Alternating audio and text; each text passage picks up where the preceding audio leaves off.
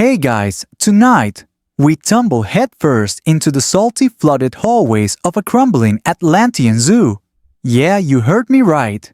You're standing barefoot in knee-high water that smells like warm algae and ancient secrets. Columns carved with squids and starlight tilted sideways, blinking softly as water laps at their bases. Somewhere off in the dark, a deep gurgle echoes a sound like a drain unclogging in reverse. And you're not sure if it's an animal or the building itself trying to breathe. So before you get comfortable, take a moment to like the video and subscribe, but only if you genuinely enjoy what I do here. Tell me where you're listening from and what time it is. Seriously, I love reading those. Now dim the lights, maybe turn on a fan for that soft background hum. And let's ease into tonight's journey together. You squint through the emerald gloom of what used to be the observation chamber. The sign overhead now dangles sideways. Atlantis Biodream Enclosure AWO1 Welcome. The rest of the letters have floated off. Somewhere to your left, a glowing emergency orb spins lazily underwater. It's blinking a slow Morse code you don't understand, but it feels like you're already too late.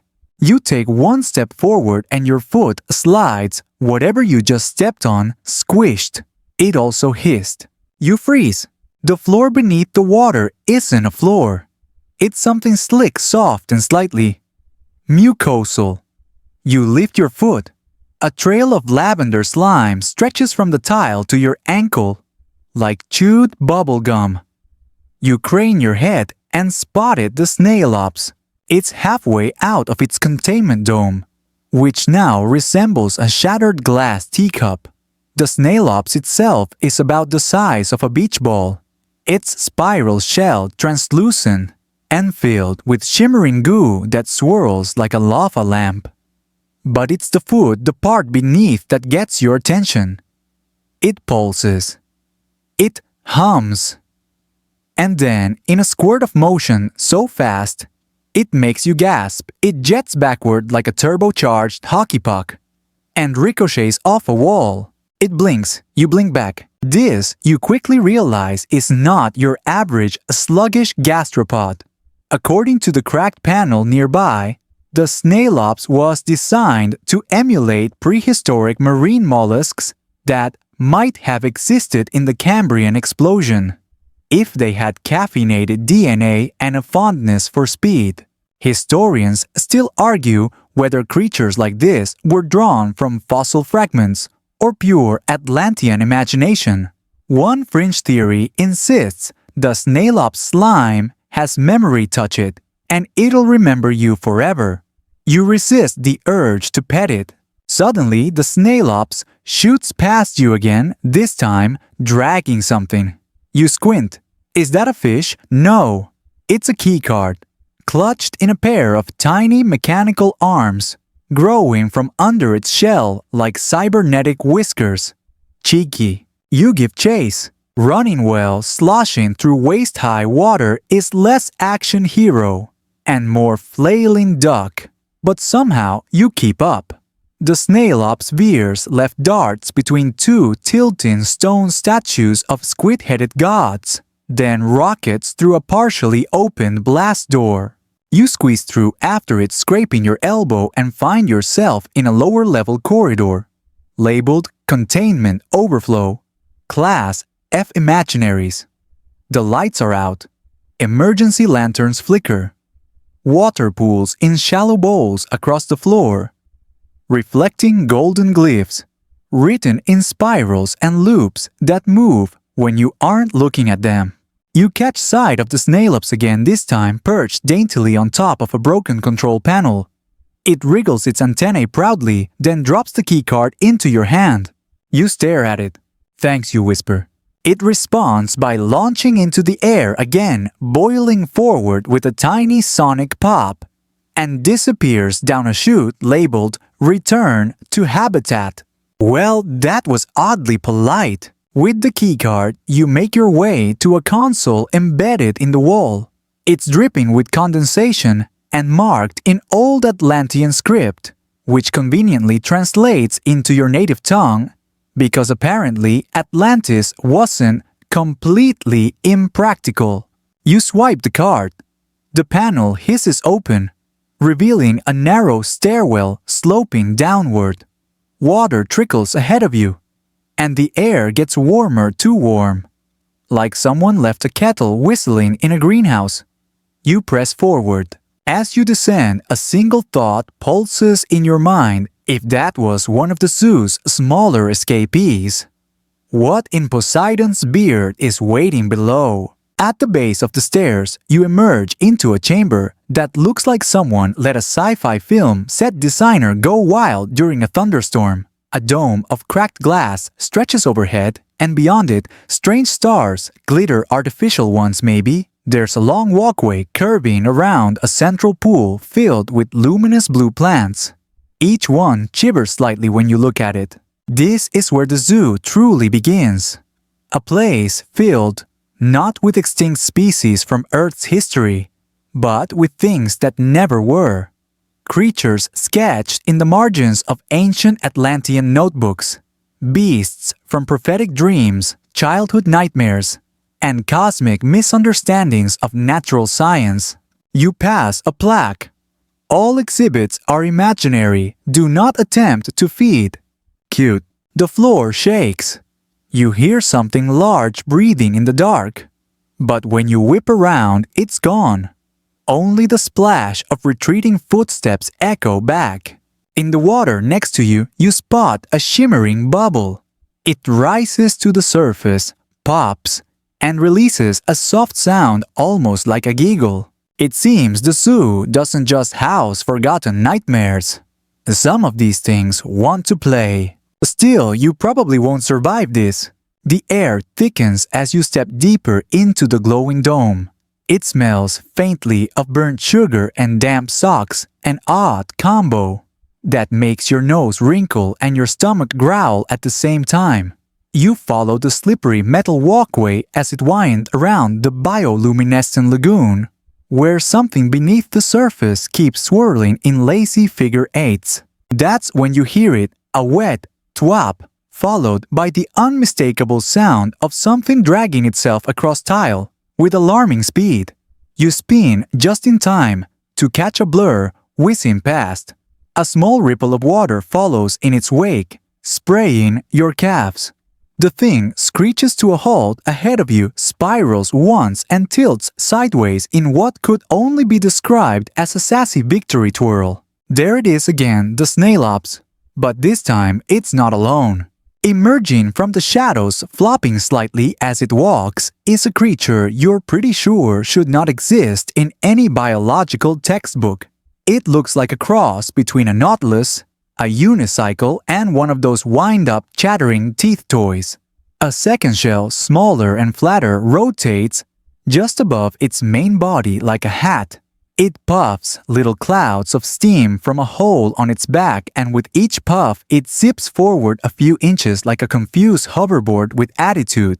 The plaque nearby reads, Snailops juvenile, genetically imagined hybrid of Cambrian invertebrate speedsters and early Atlantean amusement park transport systems, commonly used in ceremonial races that may or may not have existed. Historians still argue whether Snailops races were real events or simply entertainment for Atlantean children too small to ride seahorses. One fringe interpretation even claims these gastropods were trained to deliver mail using sonar and mild telepathy. You squint at the two of them spinning side by side like show ponies. The larger one suddenly jets straight up and sticks to the glass ceiling. Its shell glows from within like a mood lamp. The smaller one begins slowly circling your boots, leaving a squiggly trail of gel that smells suspiciously like cinnamon gum. You step aside, it follows. Great, you've made a fan. A high-pitched warble echoes from a nearby archway, and both Snailops stop cold. Without a moment's hesitation, They squirt off down a slick corridor, labeled Nocturnal Zone. Caution, creatures prefer you not to blink. You follow because of course you do. The hallway narrows, lined with tall tanks of gently pulsing organisms that appear to be made entirely of glass filaments. Your reflection watches you from 10 different angles. Every few seconds, something skitters just out of sight. Up ahead, the corridor spills into a new enclosure. The lighting dims to near total darkness, save for one thing, a pair of glowing yellow eyes peering out from beneath a curtain of mossy vines. Your breath catches. It steps forward, graceful, slow, silent. A lynx no bigger than a lynx, sleek and muscular like a panther, but with thick tufts of silvery fur, and a mane that glimmers faintly, as though stitched from starlight. Its whiskers glow at the tips, and its mouth is slightly open, revealing a row of serrated teeth that look just a little too long for casual purring. A whispery purr starts anyway, low, vibrating the tiles beneath your feet. The plaque beside the enclosure says, Glowfang Lynx, designed from ancient lunar myths and genetic samples harvested from prehistoric Eurasian felines that might never have existed, known to mirror its prey's heartbeat. You stand there heart-pounding, and sure enough the purring shifts, slower now, then faster, then exactly in sync with your pulse. You take a shaky step back. It steps forward. Fringe researchers speculate this creature could induce sleep in hostile intruders just by syncing to their biorhythms. Some believe it was used by Atlantean dream guards to protect sacred temples. Others suggest it was just a particularly spoiled house pet. You whisper, "Nice kitty." It blinks slowly. Then it yawns. Its fangs glint. Something inside its throat glows blue for a second like a pilot light. Then it slinks sideways, disappears into the vines, and the glow of its eyes fades into the gloom. You exhale loudly and suddenly realize you've been holding your shoulders up to your ears. Okay, 2 creatures down, 18-ish to go, if you're keeping score. You move forward, brushing aside a curtain of plant life that smells faintly like dryer sheets and sadness. The next chamber is vast with broken columns and soft ankle-deep moss carpeting the floor. Massive archways loom ahead like petrified tree trunks, and you hear something talking. No, not talking, chanting. A voice, old and crackly, speaking in riddles that loop back on themselves. It sounds like a school teacher having an existential crisis. Phrases like, "The beginning ends where the circle folds inward." "You are the egg if the shell forgets." "Why do stars refuse eye contact?" From the shadows rises a creature with leathery wings, horns like branching antlers, and a body that floats just slightly above the moss. Its face is long and intelligent, with eyes that glow dimly like candlelight through fog. This is a moondrake. Your feet freeze in place, not out of fear, but because the moss has gently wrapped around your ankles. The moondrake says, tilting its head, a walker of wet paths. Care to trade a memory for a question? You do not, at least not tonight, but you nod anyway. The moondrake huffs as if amused. It twirls once in midair, curls its long tail around its body and recites a final riddle. That makes your left eye twitch slightly. If you wake from the dream where Atlantis sank, who drowned first, your shadow or your reflection? Then it vanishes literally. The moss lets go. The air lightens. The walls begin to pulse a faint orange, pointing you to the next chamber. You're 2 creatures deeper, Maybe 3 if you count the moondrake's existential crisis as its own species. You keep walking. Your steps grow slower now, partly from awe, partly from the faint vibration in your bones, left by that moondrake's voice. The air in the corridor ahead cools suddenly, like you've stepped into the breath of a glacier. The moss underfoot turns to crisp, frost-dusted grass, crackling softly with every footfall. You step into the next chamber, and the first thing you notice is the silence. Not quiet, silence. Thick total, like all the sound has been vacuumed out and sealed behind glass. Even your breathing feels too loud, like someone turned the world's volume knob down and forgot to stop at 1. And then, under the silence, you see it. Perched on an ice-slick rock is something that looks like it belongs in a storybook, drawn by a child who got bored halfway through and added wings, hooves, and feathers for fun. Its body is squat and woolly like a bison who went to beauty school.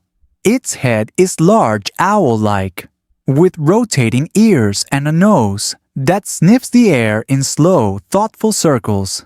Long feathers stretch from its shoulders like half-folded angel wings, and on its back, instead of a tail, sits what appears to be a curled-up sleeping copy of itself, a twin. Or a decoy, maybe both. A glowing sign at your feet flickers to life with a soft ping. Echo quill. An acoustic cryptid bred to absorb all sound. Believed to be capable of silencing entire villages as a self-defense mechanism. You stare. It stares back. Historians still argue whether the echo quill was a failed experiment or a sacred temple guardian. Some claim Atlantean priests would keep one nearby during meditation, using its power to achieve true silence. Others, less flattering, suggest it was a glorified noise canceling mascot with a poor attitude and great fur. The creature blinks slowly, then yawns. The entire room warps. With the motion, a ripple of distorted silence flows outward, and your ears pop like you're on a plane, dropping altitude fast. You wince. It tilts its head as if apologizing. Then it turns, trots away with slow grace, and melts into the snowy mist, curling along the edges of the room. Sound trickles back in, first the patter of melting frost, then your breath, then the hum of machinery, deep in the bones of the dome. It's like reality pressed on mute. You give your ears a good rub, and continue into the next passage, lit now by a dozen miniature suns, hovering in the ceiling like curious jellyfish. They dim and brighten as you pass. One of them hums a tune that sounds suspiciously like elevator music from a forgotten spa.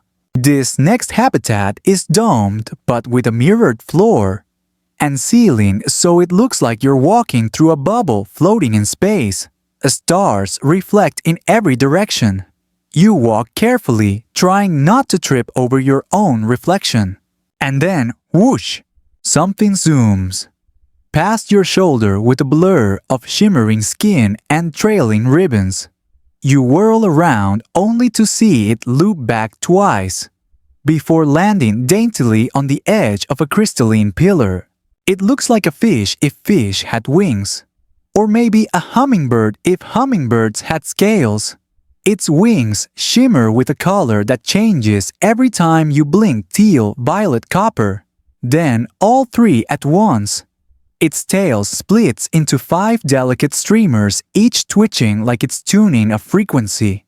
A soft beep sounds from a pillar nearby. Spectrafin, built from deep-sea bioluminescent creatures, and the skeletal designs of extinct skyfish, recorded only in Atlantean murals, known for echolocation-based color mimicry. Color mimicry. That explains why it suddenly turned the same shade as your socks. Fringe theories suggest spectrafins once acted as scouts, mapping the shifting currents of Atlantis' airborne rivers, yes, airborne, water bridges that floated like veins above the city. Some fringe historians even believe spectrophins could mimic moods. Not just colors turning crimson when angry or pastel green when in love. You test this. You think of something mildly annoying like unbuttered toast. The spectrophin turns a dull beige. You laugh. It flares bright orange. And then, mid-hover, it suddenly peels away and darts through a shimmering portal. At the far end of the chamber, vanishing with a chime, like a triangle struck underwater. You follow ducking under a branch that wasn't there a second ago. This part of the zoo feels older. The lights flicker with a golden glow like candles on their last inch of wax. The walls are overgrown with vines bearing silver leaves, some of which hum quietly when you brush past. In the center of the room stands a large stone circle ringed with bone-colored pillars, and one very old, very bored-looking creature curled in the middle. It looks disappointed in you, just slightly. It's not huge, maybe the size of a large dog, but it's shaped like a coiled lizard with skin that shifts subtly between greens and grays. Antlers sprout from its head like dead coral, and its eyes are slits of gold. It's smoking something, literally. A soft curl of smoke rises from its nostrils with every exhale. Above its head floats a plaque, almost like a halo. Driftworm. A mythic memory keeper said to absorb stories through scent. May have once served as an oral historian, or a garbage disposal for ancient libraries. You try not to take offense when it sneezes your direction. The air suddenly smells like popcorn and forgotten homework.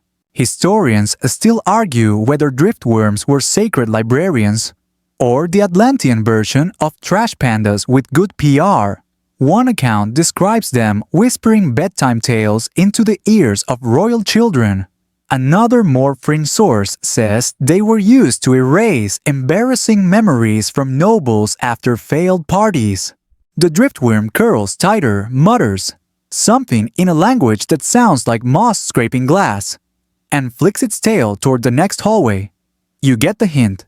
As you walk away, you could swear you smell your third-grade lunchbox peanut butter betrayal and all. Back in the corridor, the light has shifted again. Blue now, thicker. You're not sure if it's actual water or just a trick of the dome. Bubbles rise lazily through the walls.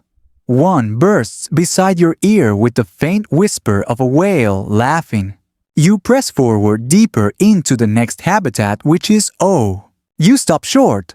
This one's massive. A ring of floating platforms surrounds a deep pit of swirling fog. Suspended above the pit by braided vines and humming machinery is a hammock the size of a small yacht. And in that hammock snores loudly a creature so fluffy you nearly cry.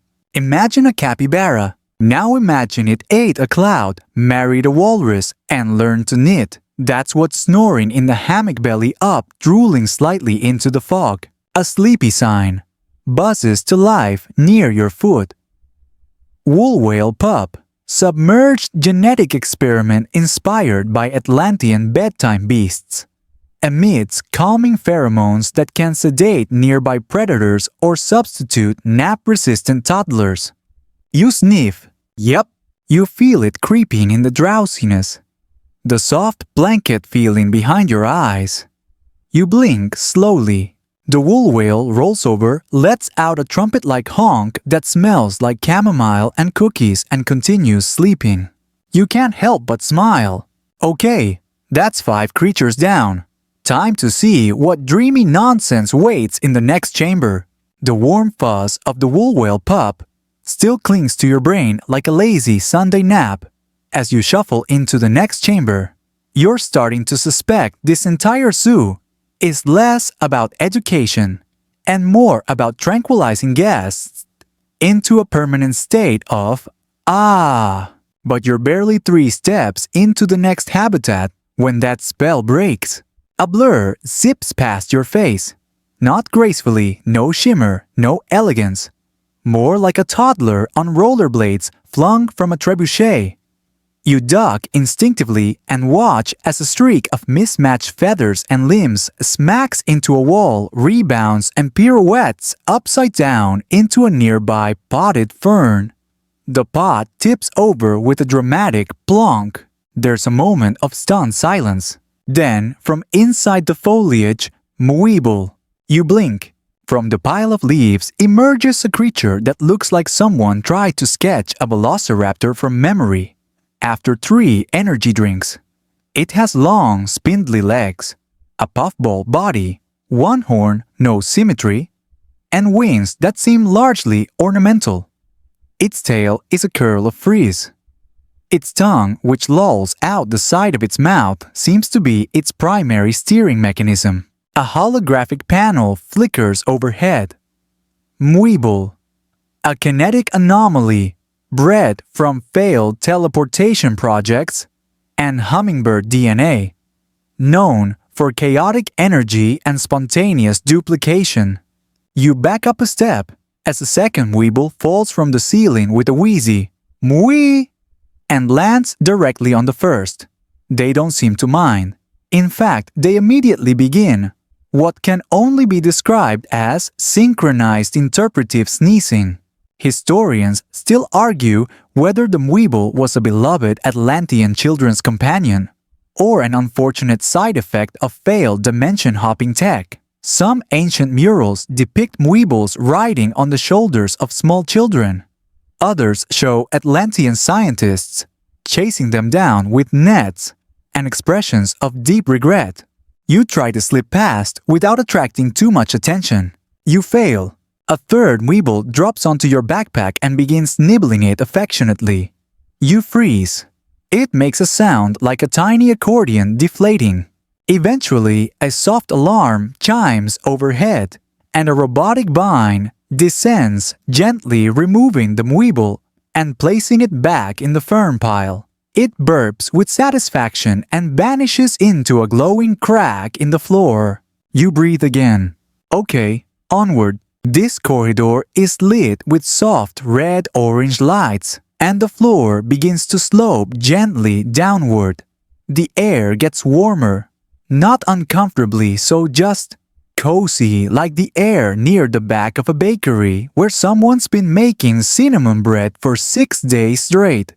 You can hear distant crackling like a bonfire humming to itself. The habitat you enter feels ancient, not old. Ancient. Cracked stone pillars lean at odd angles. Strange glyphs spiral along the walls, shifting slightly every time you look away.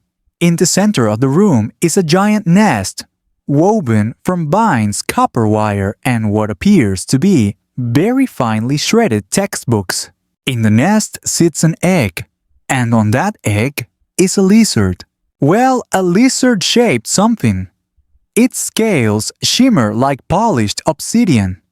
Its eyes glow faintly orange and thoughtful. It's perfectly still except for its tail, which twitches once every 10 seconds in a slow, deliberate figure 8. A voice whispers softly from a nearby pedestal. Scintilla draconi, often misclassified as a dragon. This ancient species was believed to incubate its own intelligence. Early Atlanteans speculated it could calculate probability by shifting tail patterns. Wait, its tail is a calculator. Fringe theories suggest the scintilla was used by philosophers during debates. Instead of arguing, they'd consult the lizard. If its tail moved clockwise, the answer was yes. Counterclockwise. No figure 8. Try again later. One account even claims an Atlantean gambling ring formed around these tail movements. That ring allegedly collapsed when a scintilla correctly predicted the outcome of 6 political coups in a row and was immediately banished from all state functions. This one watches you without blinking. It's unnerving. You take a cautious step forward. It flinches, then flicks its tongue. The egg beneath it glows faintly. You decide you've had enough judgmental lizard for one evening and tiptoe past, though you could swear it makes a soft snort as you go. The next tunnel curves sharply to the right. You turn and stop dead. The room ahead is filled with floating cubes, hundreds of them. They shimmer like bubbles but pulse like heartbeats. Each cube contains a different environment.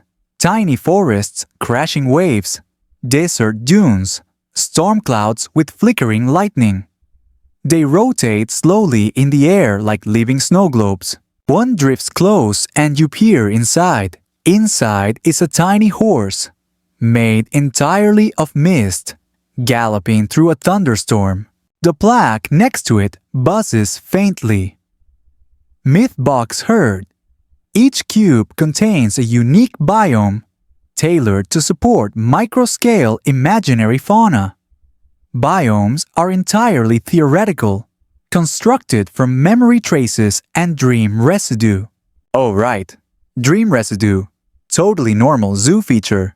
Historians still argue whether these myth boxes were used for educational purposes or served as recreational devices for bored aristocrats. Some Atlantean philosophers argued the creatures inside weren't imaginary at all, but were reflections from alternate realities flickering into existence whenever a conscious mind observed them. You squint into one box and see a pink-striped gorilla knitting a scarf in a tornado. It waves. You wave back. A soft hum rises from beneath your feet as the cubes begin to spin in a lazy spiral around the room, like a carousel, designed by someone with a strong opinion on multiverse theory. A small sign in the corner reads, "Do not tap the cubes." They remember. You step carefully around them, resisting the urge to poke one and whisper boop. Halfway across the room, one of the cubes bumps gently against your elbow. You feel a warm tingle up your arm and then an odd sensation, like someone complimented you in a language you've never heard. You pick up the pace. The tunnel ahead glows faintly green. Bioluminescent moss grows thick along the walls and water drips rhythmically from above like the world's most patient metronome. The room you enter is quieter, calmer, humid in a pleasant greenhousey way. In the center lies a pool, crystal clear, ringed by ancient stone statues of animals long extinct. Just as you step forward, something stirs in the water. It rises slowly, an enormous head, made of mist, and moonlight shaped like a deer, but with gills that flutter along its neck. Eyes like lanterns blink open and fix on you with the deep gaze of a creature who has absolutely seen some things. A whisper drifts from the water's edge. Luciphon, a semi-corporeal guardian spirit born from moonstone and tidal rhythms, said to appear only to those who are both lost and curious. Well, you've definitely got the lost part covered. Fringe accounts say the Luciphon once guided Atlantean explorers through the dream realm, which, yes, was apparently charted like a sea. Others claim the Luciphon was a manifestation of collective longing, homesickness turned into a living being. You kneel by the pool. The Luciphon blinks once-twice, then dips its head below the surface and vanishes without a ripple. The water glows faintly in its wake. You sit in the stillness a moment longer, breathing. Then you rise and head toward the next habitat, your footsteps soft on the moss-covered stones, your head full of bubbles and moonlight deer. The moss underfoot fades as you continue down a narrowing path, still dazed by the Luciphon's haunting glow. That deer-shaped whisper of light lingers in your chest, like a song you can't quite forget. But the corridor ahead doesn't hum with magic or sparkle with multiverse cubes. It rustles, low and constant, like dry leaves being stirred by something that knows it's not supposed to be here. You step cautiously into a chamber where the light is soft and amber-colored, filtered through a ceiling of shifting reeds. It smells like sun-baked wood and cinnamon, inviting in a suspiciously, "Why do I feel like bait?" sort of way. Then you see it. Or rather, them. Lining the habitat are rows of statues. At least you think they're statues, except some are breathing. Each figure is hunched and bird-like, but covered in a strange bark-like hide. They're wearing little ceremonial cloaks made of woven grass and strings of glittering black stones. Their beaks are short-curved and just slightly too smiley to be comforting. A nearby display flickers to life as you pass. Thornwits. Ancient mimic priests once mistaken for shrines, capable of absorbing spoken language and repeating only the last lie you told. Oh, great. You take a step back. One of the Thornwits tilts its head, rustles its cloak, and says, in a perfect copy of your voice, "I definitely know where I'm going." Your eyes narrow. Another echoes, "This isn't weird at all." A third chirps softly, "I'm not scared." You stare them down, refusing to engage. Several blink slowly in unison. One of them lets out a high-pitched wheeze that sounds suspiciously like suppressed laughter. Historians still argue whether Thornwits were sacred creatures or cruel joke machines kept by Atlantean aristocrats at banquets. Fringe records speak of an echo hall where kings were forced to debate their own dishonesty while the Thornwits repeated every contradiction back at them. You pass carefully between the rows, trying to remain expressionless. The Thornwits stay still, though one twitches its beak in what you're convinced is a wink. Just as you reach the far side, one whispers again in your voice, "This is fine."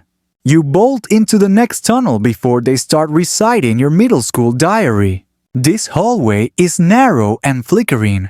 The walls are mirrored, but the reflections aren't quite right. You wave at yourself, and your reflection waves back a second too late. Okay, that's unnerving. The space opens into a wide glass-floored dome, under which glows an underwater world that pulses with deep violet light. Shapes move beneath the glass, big, slow, and tentacled. They drift like jellyfish but cast shadows, far too sharp for anything so squishy. Then you see it, rising toward the surface with ponderous grace. Is a creature with a translucent body and a glowing core that pulses to a steady rhythm. Long filaments trail behind it like silk scarves caught in a breeze. It has no eyes, but it turns toward you unmistakably aware. The panel beside the railing lights up.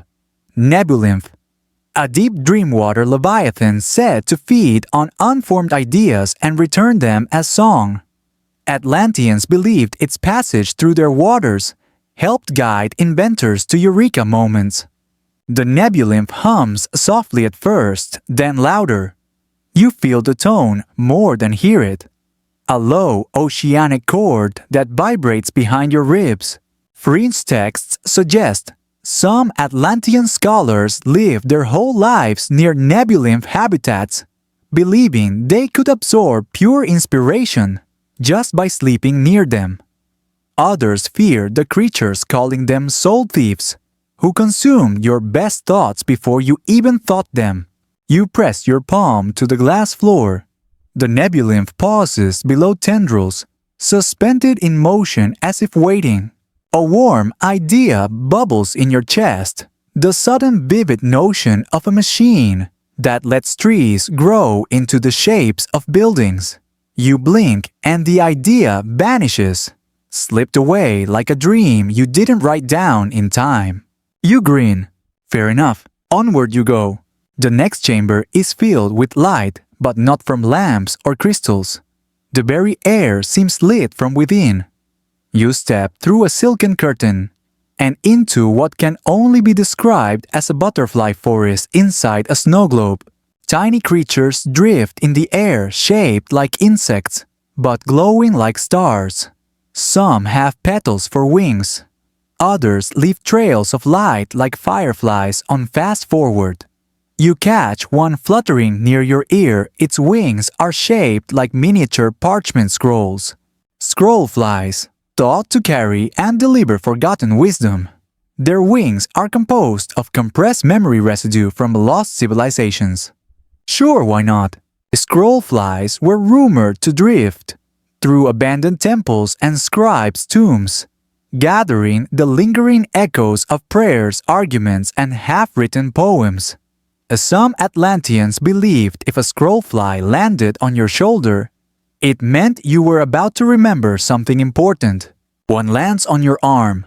It immediately sneezes glitter and flies off. Well, so much for destiny. Historians still argue whether scroll flies were natural phenomena altered by Atlantean magic or entirely synthetic creatures powered by stored intention. One school of thought even claimed they were the accidental byproduct of an attempt to digitize oral history using living organisms. As you move through the glowing canopy, you see tiny projections playing in the air like soft-focused dreams. A child teaching a plant to dance. An old man laughing with a goat wearing spectacles. A fleet of cloud-shaped boats drifting down a river of starlight. Maybe none of it ever happened, maybe all of it did. The scroll flies seem unbothered by your presence. They continue their fluttering endlessly, transcribing invisible echoes into wings that will outlast memory. You move on. Your next stop feels noticeably cooler. The air is sharp and dry like the inside of a stone box forgotten in a winter forest. You pass through a narrow door and find yourself in what looks like a library if libraries were built inside a glacier. Shelves of frozen light twist up toward a jagged ceiling. Each shelf is filled with glass canisters, and inside each canister is a small creature curled in sleep. Mice with stars for eyes. Birds made of frost. A cat with two tails breathing fog. A small plaque reads, Cryo Dream Vault, a preservation chamber for extinct prototypes. Creatures stored here were considered too unstable, too mysterious, or too beloved to be released into the wild. All are dormant. The air here is sacred and still. Fringe accounts say the Cryo Dream Vault was used to store creatures that had bonded too deeply with their creators. Letting them roam would have risked emotional collapse or metaphysical feedback loops, whatever. That means one canister near the center seems newer than the rest. Inside floats a small rabbit-shaped thing with antlers and tiny bells woven into its fur. Its eyes twitch beneath closed lids as if dreaming. You kneel and peer in, just for a moment. It feels like looking through the peephole of the universe's attic. Behind you, the vault sighs. You step away and walk carefully toward the exit, brushing frost from your sleeves and heart alike. You're starting to understand this zoo was never just about what they made. It's about why, and sometimes about what they regretted. The door creaks behind you as you leave the Cryo Dream Vault, but the silence lingers like static in your bones. It's the kind of hush that follows you like you've peeked at something the universe wasn't entirely ready to share. Ahead, the path widens again, but not into a room this time. It's more of an indoor garden if the gardener had been told just do whatever you want and maybe ignore physics. Welcome to the Burtonsea Loop. At first, it looks like a greenhouse swallowed by a jungle. But then your eyes adjust and you realize the plants are moving, not swaying in the breeze, but moving with intent. A vine unfurls toward a flickering lamp and flips the switch off. A flower turns its bloom away from your gaze, shyly. A mossy patch underfoot contracts like it's ticklish when you step on it. And then, from a spiraling perch of crystal branches, it appears. Not quite a bird, not quite a plant. This is the bloom jaw. A creature with petals for feathers and a beak shaped like a blooming rose. Its call sounds like a harp string being plucked underwater. It doesn't fly. It glides on the updrafts of sand and memory. It watches you head tilted sideways, then spits a seed into the soil below. Instantly, a tiny spiral tree sprouts with a little squeaky pop. The plaque beside you pulses to life. Bloomjaw, biopollinator hybrid, created to terraform and emotionally tune ecosystems. Emits pheromones that promote kindness in nearby organisms. May occasionally plant regretful memories. Of course it does. Historians still argue whether bloomjaws were used primarily as tools of diplomacy sent into tent cities to soften moods or as garden guardians in high temples. One account says an Atlantean queen once solved a decade-long feud by unleashing a dozen bloomjaws into a courtroom. The jury reportedly wept and reconciled within 10 minutes, then planted trees together. The bloomjaw flutters toward you. Not threatening, not eager, just curious. And suddenly, without quite knowing why, you feel like forgiving someone. You can't explain it. Maybe it's the perfume in the air, warm and nostalgic like your grandma's attic. Maybe it's the subtle cooing from a nearby flower with too many eyes. Or maybe it's the memory that gently unfurls in your head of something you said in anger a long time ago and now wish you hadn't. You breathe in. The feeling fades soft and painless. Not gone, but gentled. The path ahead curves through archways made of vines, each doorway alive with blooms that tremble like they're whispering secrets to the walls. You duck through one and the air shifts again. Drier now, dustier, and surprisingly cozy. You're in a den-like chamber stacked with enormous nests woven from straw string and the occasional neon cable. Resting in the largest nest is a beast that can only be described as a toddler's drawing of a lion, reimagined by a mythologist with a sugar addiction. Round, fuzzy, wide-eyed. Its mane looks like cotton candy. Its claws are retractable and clearly decorative. Its tail has a bell on the end. The creature snores softly and rolls over, kicking its legs like a dreaming puppy. Snuzzlebeast. Atlantean comfort creature. Designed for grief therapy and emotional buffering. Absorbs nearby sadness and converts it into heat and gentle purring vibrations. Harmless. Do not feed after sunset. You sit on the edge of the nest. The snuzzlebeast opens one lazy eye and emits a low, rumbling purr that thuds pleasantly through your chest like a heartbeat. Fringe texts suggest snuzzlebeasts were commonly assigned to orphans, widows, and post-battle survivors. They weren't just pets, they were emotional dampeners absorbing intense feelings before they could calcify into trauma. One carved wall relief even depicts an army laying down weapons after a single snuzzlebeast wandered into the battlefield and started licking the general's shoe. The creature stretches, presses its fluffy forehead against your knee, then lets out a sigh. So warm and soft it could melt furniture. You stay longer than you meant to. It's hard to leave comfort once it curls around your ankles. But eventually the whisper of curiosity tugs you onward, and you tiptoe through the next archway, careful not to wake the snuzzlebeast. The hallway beyond glows faintly blue like moonlight through a swimming pool. Sounds echo here. Your footsteps bounce back, delayed, like they're thinking about it first. And just ahead, a series of tanks line the walls, their insides filled with swirling, inky water. You've arrived at the Inspire Gallery. These aren't fish tanks, they're dream aquariums. Inside each is a creature known as a scribe worm. Long and eel-like with fins that fan into ink blots and eyes like tiny spotlights. As you walk past, one of them twitches and suddenly words appear in the water. Your thoughts written in reverse. You freeze, then laugh nervously as the text dissolves into a story about a snail with ambitions to become a pastry chef. Okay, not your worst daydream.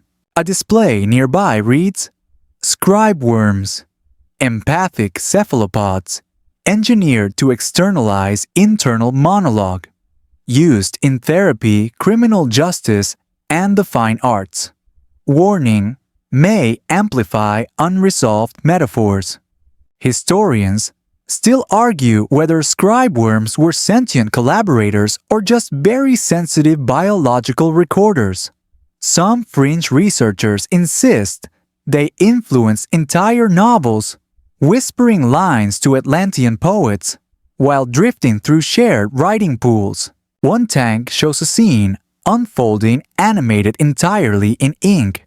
A woman leaves a lantern in a forest. A small boy finds it and returns it to the stars. You stare completely still until the scene loops and starts again. And then a scribe worm swims close to the glass and begins to shape something new. It's you, walking through this very gallery.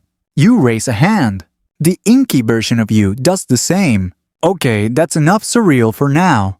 You move along. The next chamber is oddly industrial.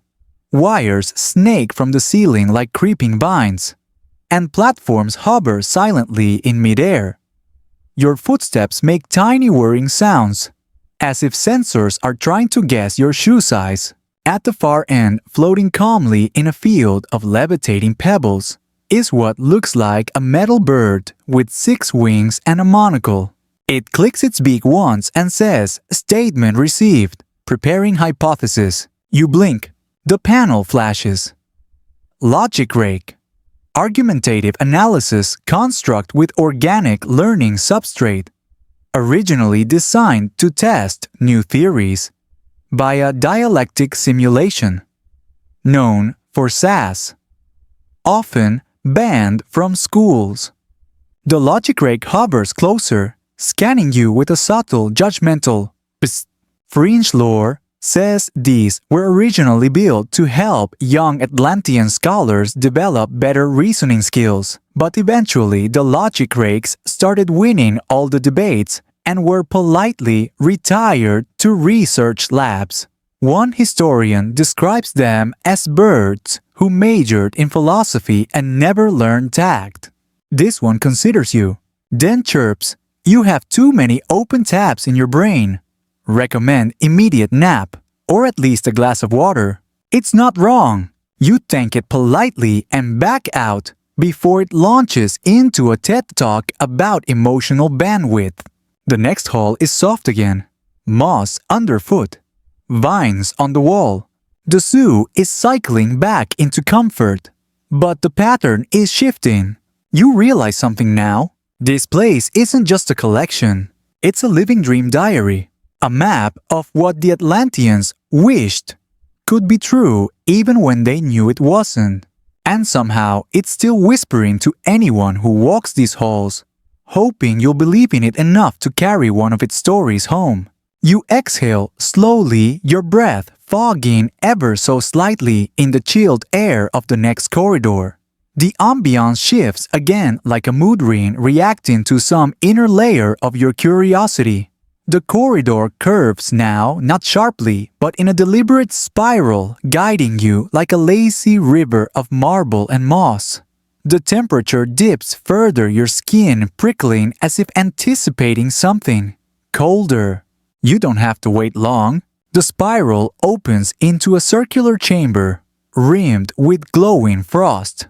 The walls pulse with soft blue veins of ice. But it's not uncomfortable. It feels like walking through a snow globe. Mid-thought time paused, air hushed, and everything slightly crystalline.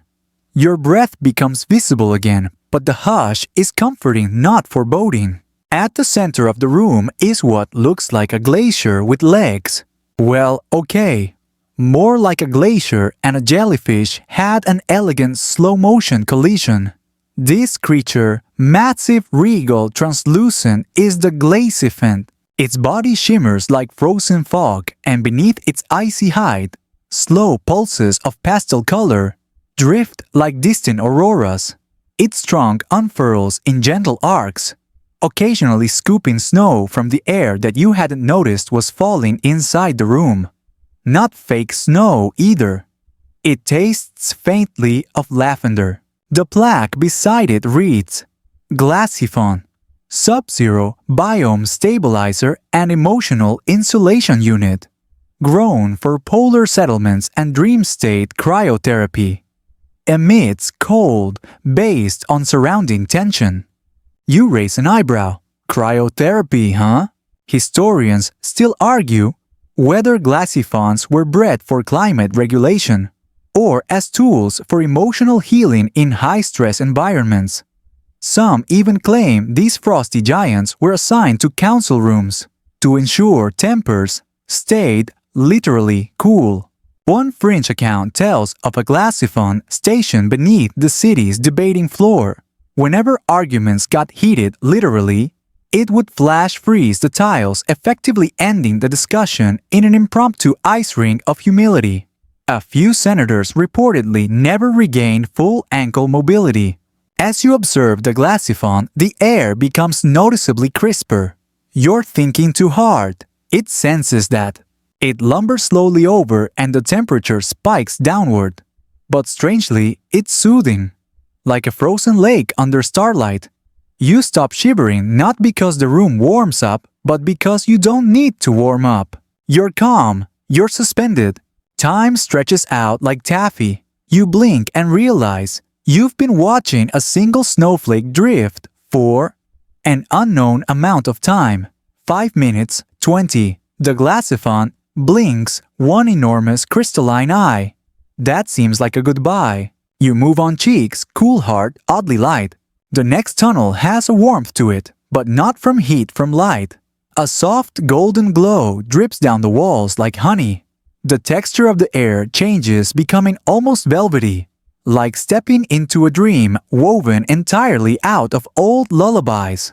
This section is the hive of echoes, and floating gently in the air around you like dust motes with wings are the bustlings. No bigger than grapes, these creatures shimmer with patterns that ripple as they move, some plaid, some polka-dotted, some resembling constellations. Each one emits a soft hum, and as you pass, they shift their pitch in unison. At first, it seems random, but after a moment you realize something slightly unnerving. They're mimicking your voice. Not your words, but your tone. That sigh you just gave. It echoed back in chorus. That hum you made under your breath. While reading the last plaque, they harmonized with it.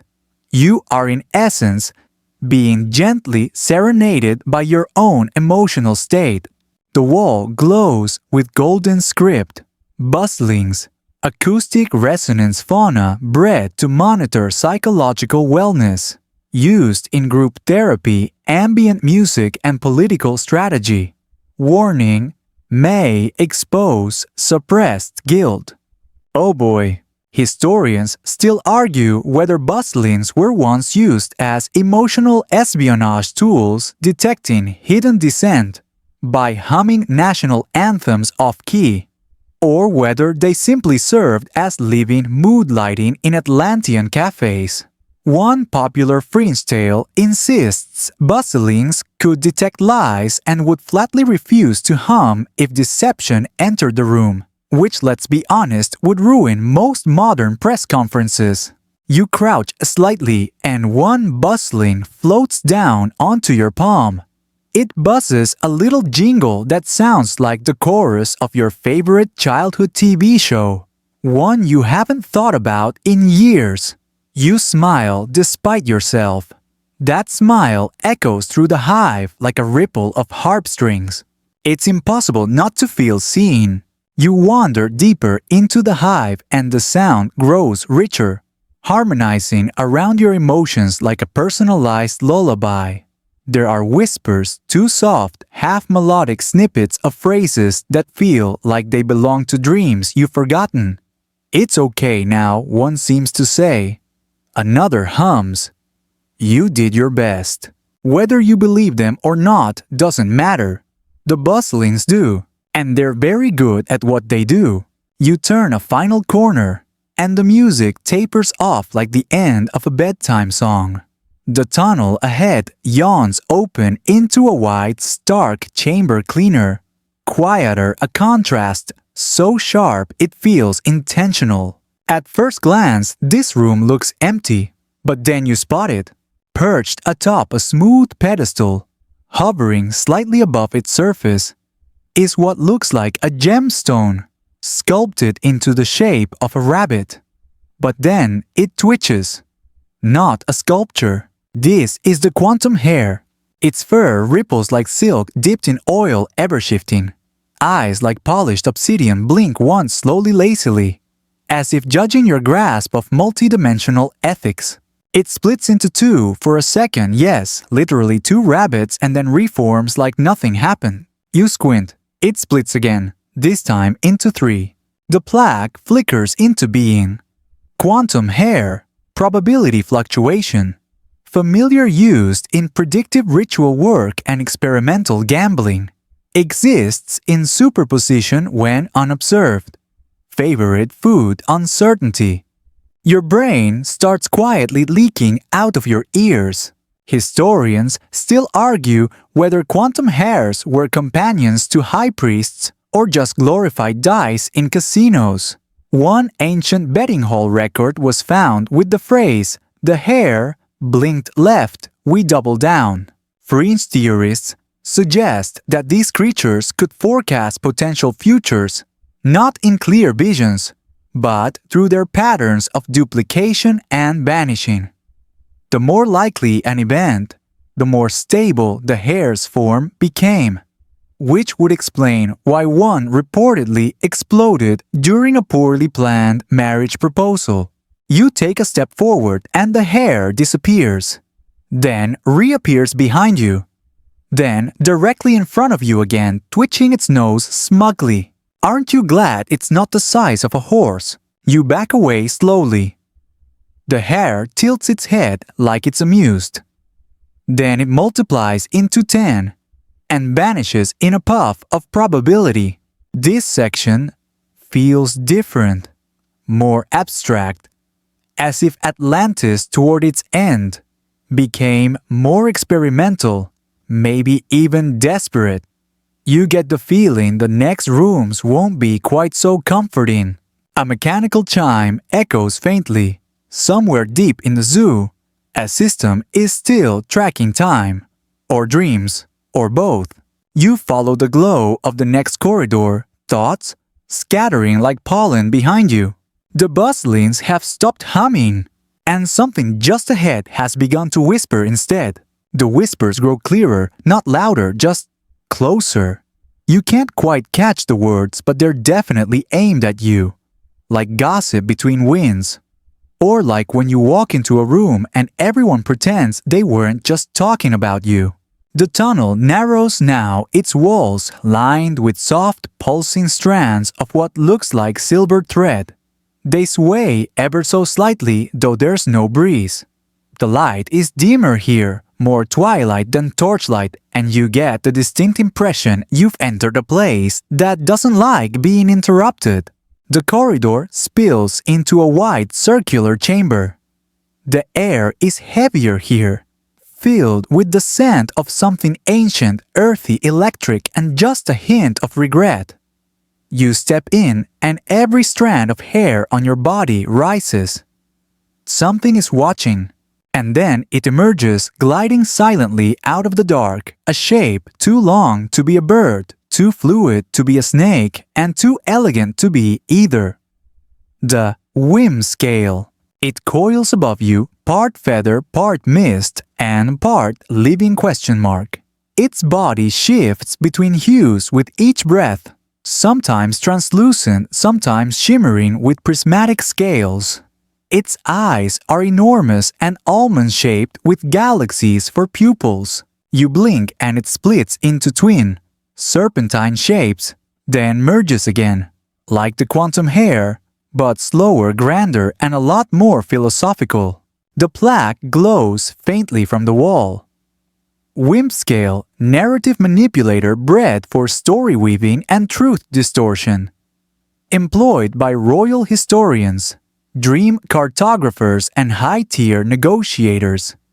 Danger may rewrite memory upon eye contact. You immediately regret making eye contact. Your head swims for a moment, as though someone changed the channel on your thoughts without asking. You try to remember why you came here, and for a moment your brain suggests you've always been here, that this zoo has always been home. Cool. Historians still argue whether whimscales were literal myth-makers, creatures engineered to shape public memory, or if they were just hypersensitive mimics that mirrored people's expectations. Some even believe the fall of Atlantis began when a whimscale went rogue, feeding false stories to the ruling class until they mistook fiction for policy. That would explain a lot about modern governments too, honestly.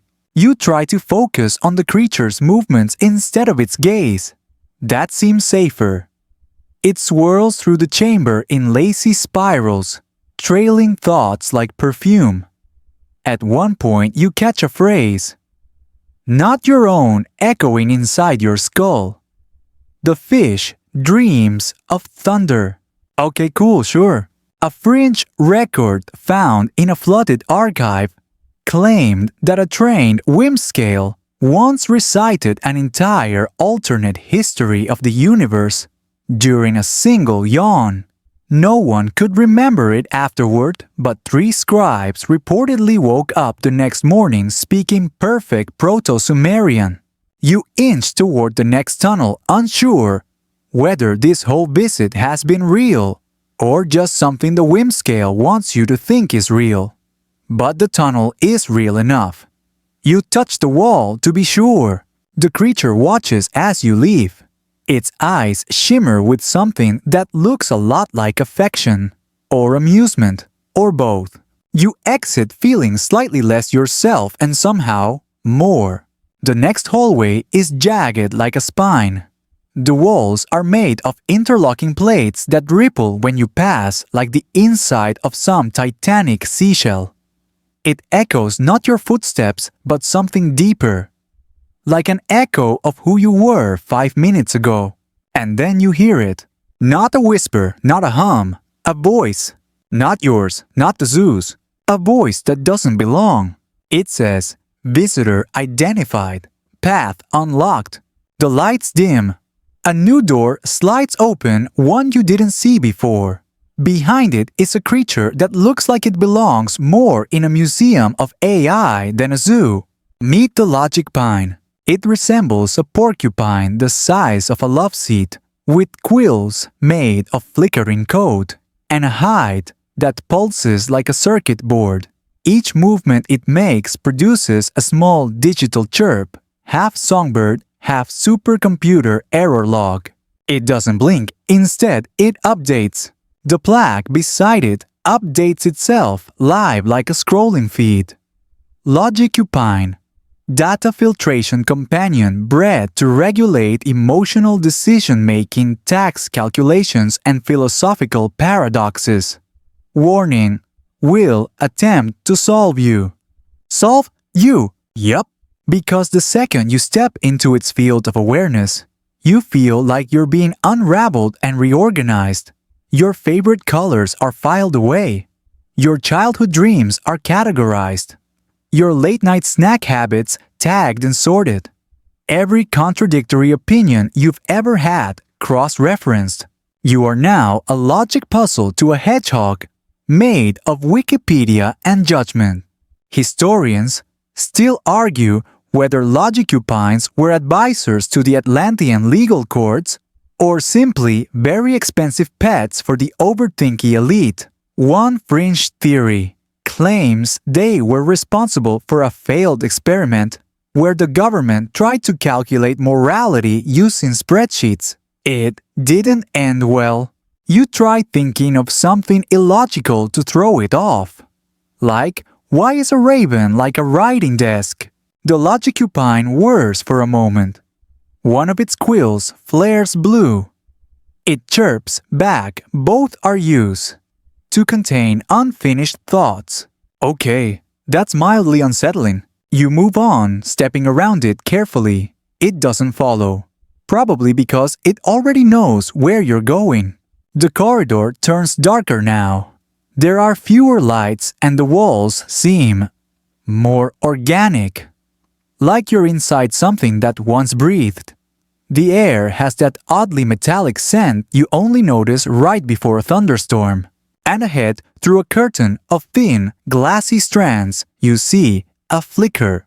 Not light, not quite. It's memory. The chamber ahead is filled with what looks like snow globes. Except each one contains a different version of Atlantis. Some glittering and utopian, others crumbling, drowned, or burning. Floating between them is the Possibird. A bird, yes, but not like any bird you've seen. Its feathers shimmer between realities, some of them entirely transparent, others reflecting impossible colors. With each wing beat, a different globe flashes another version of history. And as it flies, it sings, not a melody, but a chain of what-ifs. What if Atlantis hadn't sunk? What if it never existed? What if you never walked into this zoo? The plaque reads, Possibird, Dimensional Drifter and Alternative History Avatar. Rarely seen twice in the same reality. Frequently used in speculative planning and bedtime stories. Now we're getting meta. Historians still argue whether Possibirds were meant for navigating potential futures or simply created as philosophical art installations. Fringe thinkers insist each Possibird is a version of Atlantis that gained sentience and took flight. One report claims a Possibird escaped into the sky and became the constellation Lyra. You watch it dip low toward your wings outstretched. It doesn't touch you, but you feel options flaring inside your skull, like a dozen other versions of this visit, trying to download themselves into your brain all at once. You blink and it's gone. You're left standing between possibilities, half convinced the last 5 minutes might not have happened. But your hands are still cold from the glassy font. Your hair still carries a little silver thread from the whispering corridor. And your memory of the quantum hair flickers every time you try to recall it clearly. So yeah, something happened, and there's more to come. You step away from the last chamber, feeling like your memories just got rearranged alphabetically by a very enthusiastic librarian. Everything is a little off. Colors seem slightly brighter. Or maybe you're just seeing more colors than before. There's a hint of vanilla and ozone in the air, and your socks wait. Were you even wearing socks when you came in? No time to worry about that. The hallway widens into a vast atrium. And for the first time, you look up. Way up. Above you, an artificial sky pulses softly, with twilight stars glinting in unnatural patterns. A comet zips overhead and vanishes in silence. And there, reclining on an impossibly tall throne-like perch, wrapped in tendrils of gold and moss, is perhaps the most reluctantly magnificent creature in this whole Atlantean menagerie. The Nepharo Beast. Imagine if a lion mated with a procrastinating philosopher and was raised by existential dread. That's the vibe. Its mane is thick and mossy, tangled with small flowers that bloom and wilt, depending on its mood. Its tail is long, serpentine, and occasionally writes in cursive when it flicks through the air.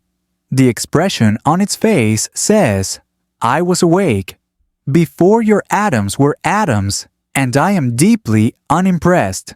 The plaque at your feet is unusually blunt.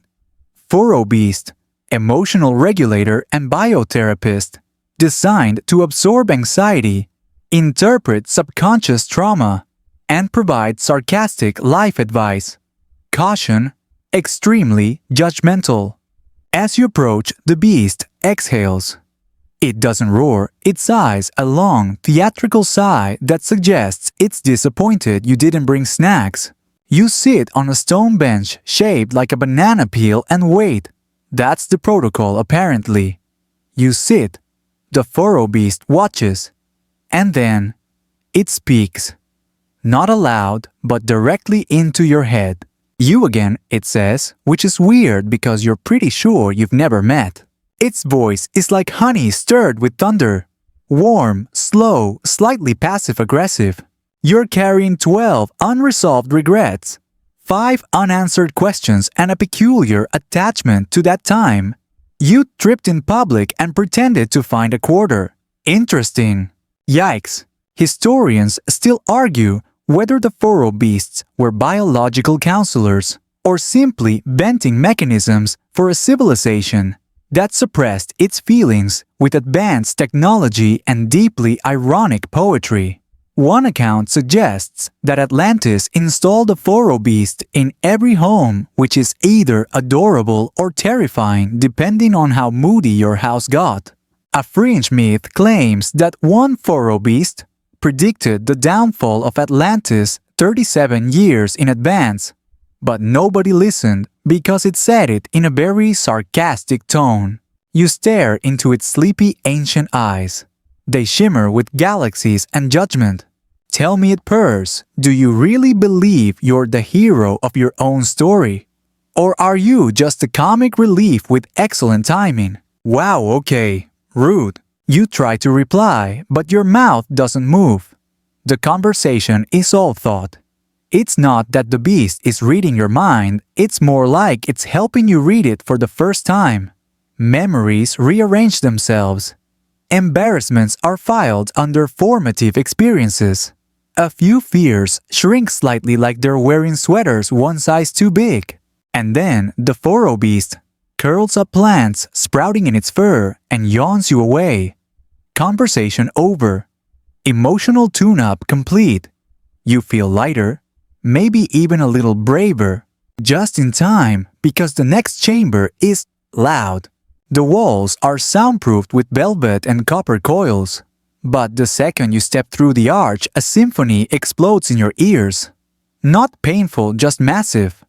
Like someone turned your heartbeat into an orchestra and made the moon conduct it. The creature here is performing. That's the only word for it. Dancing, leaping, shimmering across the stage, like a thunderstorm with great posture. Meet the Pyrodrake. Its body resembles a serpent woven from string instruments, harp wings, violin bones, a rib cage that plays cello chords when it breathes. Every movement triggers a different harmony. Even its scales hum softly like tuning forks coated in dreams. And yes, it has an ego to match. The plaque glows gold and purple. Pyrodrake, biosonic construct designed for emotional broadcasting, atmospheric modulation, and concert-level performance. Caution, may override listener emotions if unsupervised. As it twirls mid-air, you feel your mood being manipulated like a playlist. One moment you're nostalgic for a summer that never happened. The next, you're ready to storm a castle with nothing but a soup spoon and a power ballad.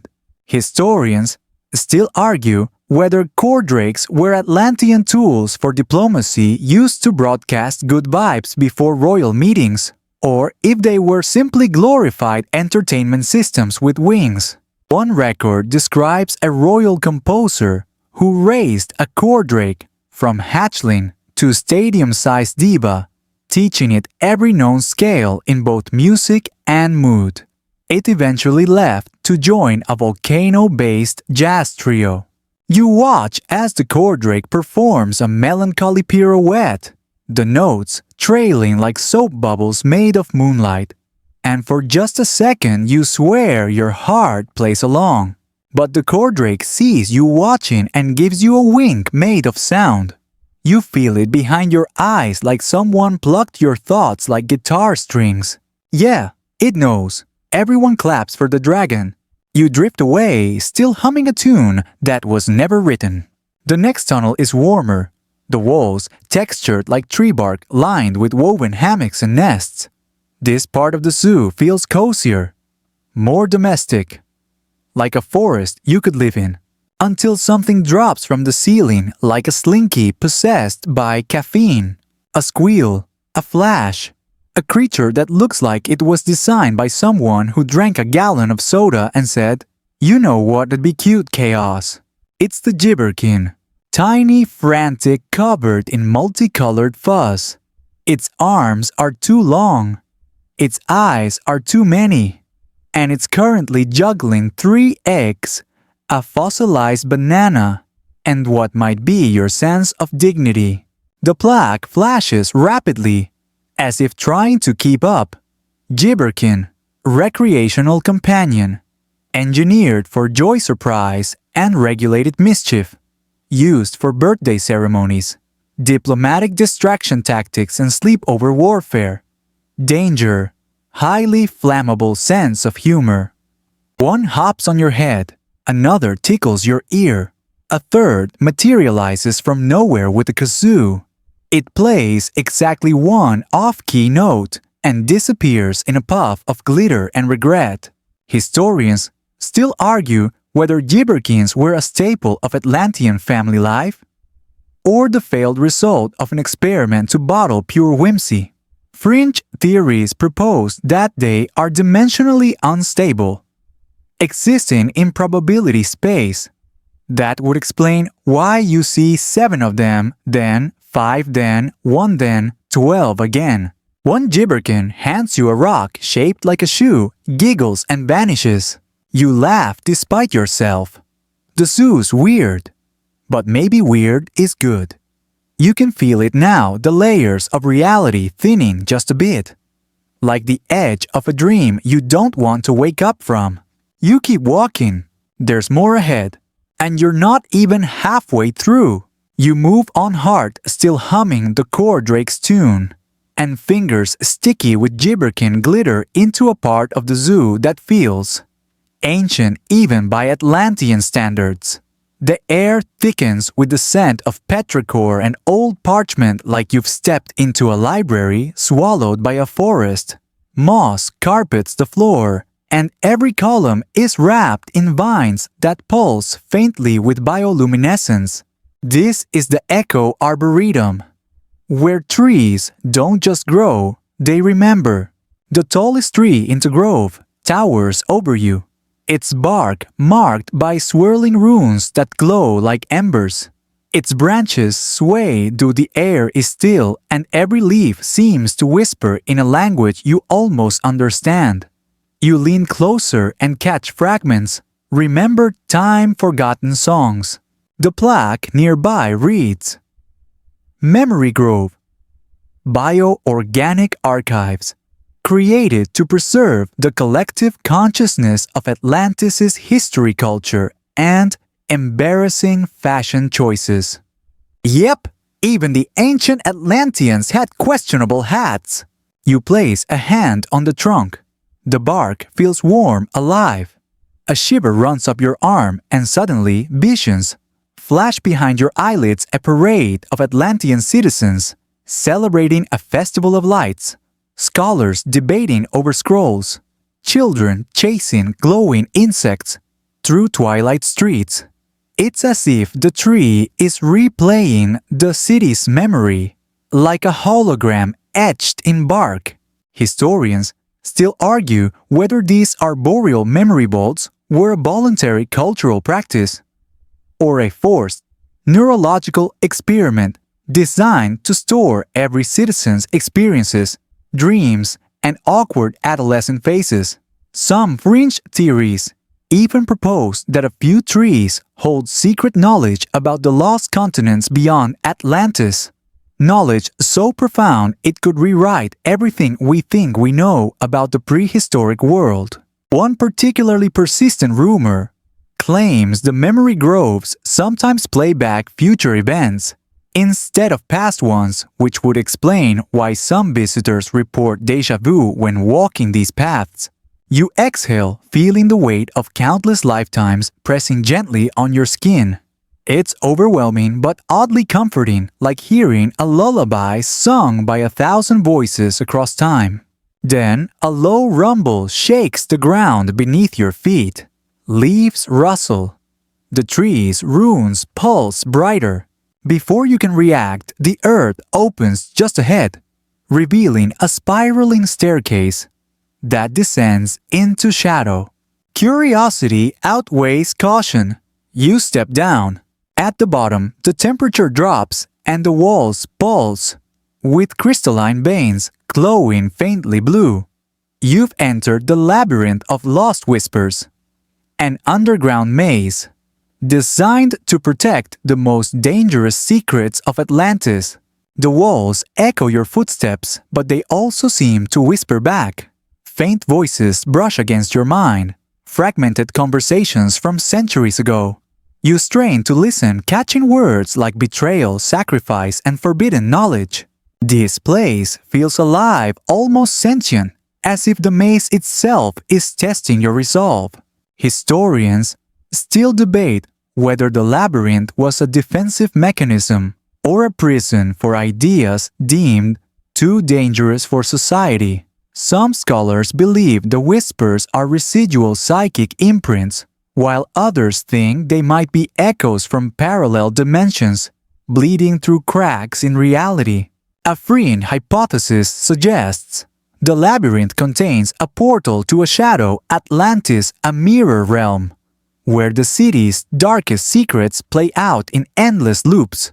You pause at a fork, the path splitting into two dimly lit tunnels. One path smells of salt and seaweed. The other smells of burnt cinnamon and old paper. You're about to choose when a faint glow appears down the salt-scented corridor.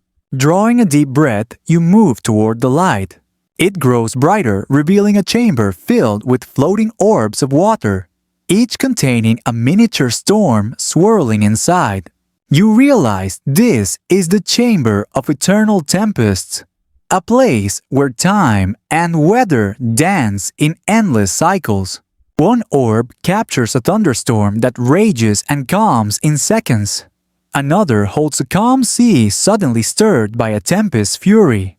The plaque explains: the Tempest Orbs, Atlantean experiments in temporal meteorology designed to study and contain extreme weather patterns through controlled microcosms. Impressively, the storms inside these tiny spheres never escape. Historians still argue whether these orbs were scientific tools or artistic expression blending science with Atlantean mysticism. Some Fringe scholars speculate the orbs hold fragments of the cataclysmic events that contributed to Atlantis' downfall. You watch a lightning bolt strike inside one orb, crackling in miniature brilliance. You swear you feel a tiny shock in your fingertips, like the storm is reaching out to remind you of nature's unpredictable fury. Then, a sudden splash from an orb near your feet jolts you back to reality. The water spills onto the floor, sparkling like liquid stars. You wipe your hand eyes wide. In that moment, Atlantis feels closer than ever alive, fragile and full of stories just waiting to be told. You turn back toward the staircase, ready to explore the other path, where the scent of cinnamon promises more secrets wrapped in warmth. You follow the path, scented with burnt cinnamon and old paper, your footsteps muffled by a thick carpet of fallen leaves that feel like velvet underfoot. The air here hums with a comforting warmth, and soft golden light flickers along the walls, revealing rows upon rows of ancient scrolls and crystalline tablets suspended midair. It's as if the forest itself had decided to catalog every story secret and scribble that ever touched Atlantean minds. This is the library of forgotten dreams, a place where knowledge and imagination mingle so freely that you're not sure if you're reading history or daydreaming. You reach out and a scroll floats toward your hand, unfurling, to reveal flowing script that seems to shimmer and change before your eyes. The words aren't just written, they sing softly a melody that tickles your brain and stirs forgotten feelings. Each story unfolds like a living memory, painting pictures of places that may or may not have existed and creatures that are clearly the product of wildly creative minds.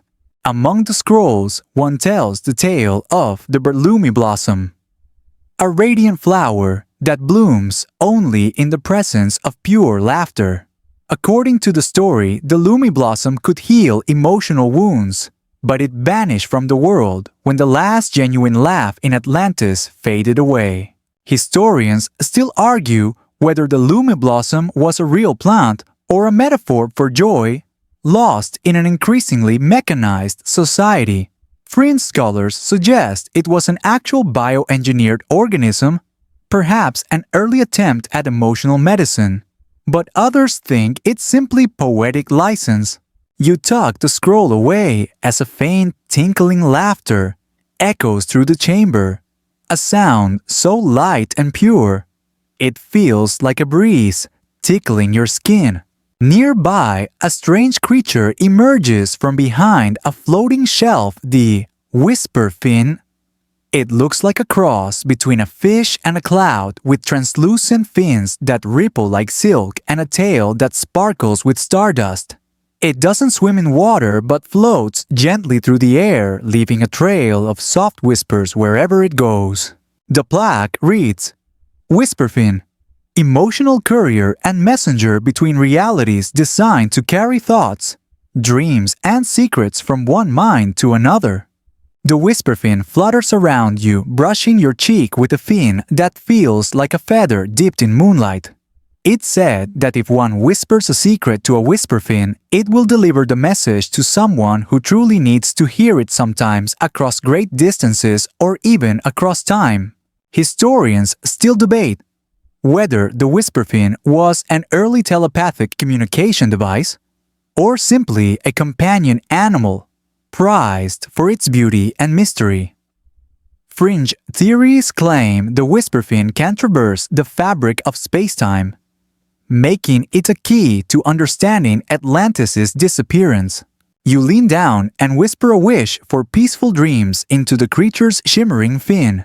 It glows faintly in response and flits away, vanishing into the labyrinthine stacks. The walls themselves seem to pulse with the weight of untold stories, and you can't help but feel that every corner hides a secret, just waiting for the right listener. As you turn to leave, you notice a narrow passage, veiled in shadows, marked only by an ancient symbol, an eye surrounded by a spiral of stars. You step through curiosity, burning brighter than caution. You emerge into a circular chamber where the floor is covered in smooth black stones that reflect the glow of a massive crystal suspended in the center. This is the Chamber of Dreams, the heart of the library, and the most mysterious room in the entire zoo.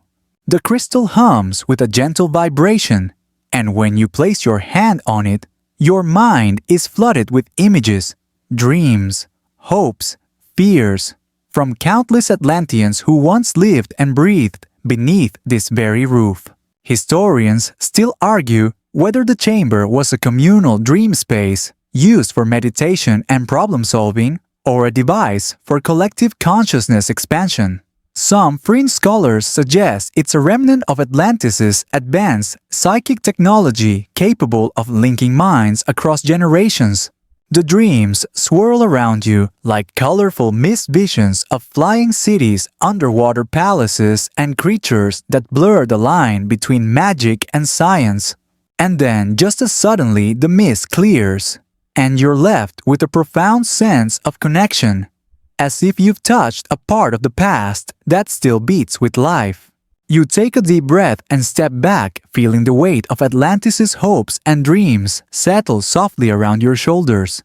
The journey continues. You leave the warm glow of the Chamber of Dreams behind and step into a cooler, dimmer passage, lined with shimmering blue crystals that pulse gently under your fingertips. The air smells faintly of ozone and wet stone, reminding you oddly of a quiet cave after a thunderstorm. The path winds downwards, descending into the depths of the zoo, where the creatures and curiosities seem even more enigmatic.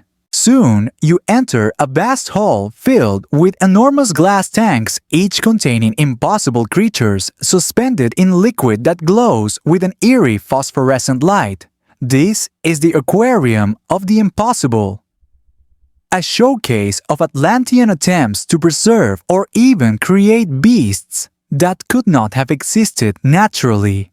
Hybrids, mythic amalgamations, and bizarre experiments born from dreams and desperation. The first tank holds the Glimmerfang, a creature resembling a colossal shark with scales like shards of broken glass and teeth that shimmer with iridescence.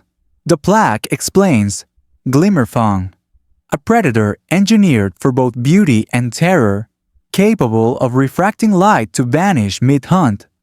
You watch as the Glimmerfang glides silently through the water, its body flickering in and out of visibility like a ghost, playing hide-and-seek. You remember reading that Atlantean scientists tried to harness light manipulation as a survival strategy during the rising tides that threatened their coastal cities. Historians still argue whether the Glimmerfang was a successful experiment or a catastrophic failure that escaped into the wild, sparking legends of mysterious sea monsters. Some fringe theorists proposed that the Glimmerfang's light-bending ability inspired tales of mermaids and sirens that lured sailors to their doom. In the next tank floats the Feathered Leviathan, a massive serpent covered in brilliant feathers that flash with electric blue and emerald green hues. It moves with surprising grace, weaving in slow loops and arcs. The Leviathan was said to have been engineered to bridge the gap between sky and sea, capable of gliding over water and diving deep, a symbol of Atlantis' mastery over multiple elements. You feel the cold mist from the tanks and watch your breath cloud in the air, the strange hybrid blending power and elegance in a way that seems almost sad. Historians still debate whether the feathered Leviathan was meant as a guardian of Atlantis or a weapon of war. Fringe theories even suggest it held psychic abilities, communicating telepathically with its creators. Nearby, you spot a smaller tank containing the pebbleback toad, a squat amphibian with skin like smooth river stones and eyes that gleam like tiny emeralds. The pebbleback's defense mechanism is simple but effective. When threatened, it rolls into a perfect stone ball and waits motionless until danger passes. The Atlanteans loved the toad for its camouflage and resilience. Oddly, some scholars believe the pebbleback inspired certain urban legends about shape-shifting animals, capable of blending seamlessly into their surroundings. The entire hall smells faintly of salt and ozone, mixing with the sharp tang of chlorophyll from the plants that grow along the tank edges, as if nature itself was invited to blend with Atlantis' inventions. You step back, eyes tracing the shimmering creatures, feeling a mix of awe and melancholy for a civilization that dared to defy nature and sometimes paid the price. At the far end of the hall, a heavy iron door creaks open, revealing a passage lined with glowing algae and whispers of ancient song.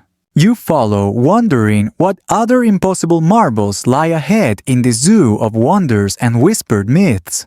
You step through the algae-lit passage, the bioluminescent glow bathing everything in an ethereal greenish blue. The faint hum of the water, the rhythmic drip of condensation, and distant echoes of song wrap around you like a soft aquatic lullaby. The path widens into an open cavern that feels more alive than any zoo exhibit, almost like a living cathedral beneath the earth. Welcome to the Hall of Elemental Guardians, a place dedicated to the primal forces that once ruled Atlantis' natural world, brought to life as awe-inspiring creatures. In the center of the cavern stands a colossal statue carved from obsidian and quartz, depicting the Pyrodrake, a dragon-like beast wreathed in eternal flames. The sculpture's eyes seem to flicker with real fire, casting dancing shadows on the walls. According to legend, the Pyrodrake was the guardian of volcanic power, capable of stirring eruptions or calming molten rivers with a single breath. This fiery creature was both feared and revered, embodying the volatile energy beneath the Earth's crust. Historians still debate whether the Pyrodrake was purely symbolic or based on an actual creature that lived near volcanic vents. Some fringe theories speculate the Pyrodrake was a form of early bioengineering, part living organism, part elemental force, designed to regulate geothermal energy. The smell of sulfur mingles faintly with warm air, making you wrinkle your nose and wonder if you're stepping too close to the dragon's breath. As you circle the statue, the ground rumbles softly, and a low growl echoes from a nearby alcove. You peer inside and find the Steramorph, a massive tortoise-like creature whose shell resembles cracked earth and glowing magma veins. It moves with surprising grace each step, causing the floor to tremble slightly. The Terramorph was believed to be the Earth Mover, a creature capable of reshaping landscapes, opening valleys, and building mountains with its powerful limbs. The plaque states, Terramorph, a living embodiment of the Earth's slow but unstoppable power, revered for its ability to create and destroy. Historians still argue whether the Terramorph was a mythological figure or an actual bioengineered guardian used to terraform land. Fringe scholars suggest it could have been an ancient experiment in biological heavy machinery, blending organic and geological elements. You watch as the Terramorph slowly withdraws into a pool of steaming water, disappearing beneath the surface with barely a ripple. Nearby, the air shifts and chills. You turn toward a shimmering pool filled with thick mist, where the Tau Aqualoom, a serpentine water spirit, coils and glows faintly. The Aqualoom's scales pulse, with soft light illuminating the mist and casting dancing reflections on the cave walls. It is said the Aqualoom controlled tides and currents, a gentle but powerful force of the oceans surrounding Atlantis. Historians still debate whether the Aqualoom was a spiritual guardian or a sophisticated aquatic species bred for controlling waterways. Fringe theories go even further, suggesting the Aqualoom could manipulate water molecules and weather patterns, a kind of living weather station. You reach out and the water ripples cold and electric against your skin. The creature's eyes meet yours, calm but full of ancient wisdom. You pull your hand back with a shiver, feeling the raw, elemental power thrumming through the air. This hall is a reminder that despite their technological marvels, the Atlanteans knew they were at the mercy of nature's primal forces, fire, earth, water, and even air, which seems to hum softly above the cavern's ceiling.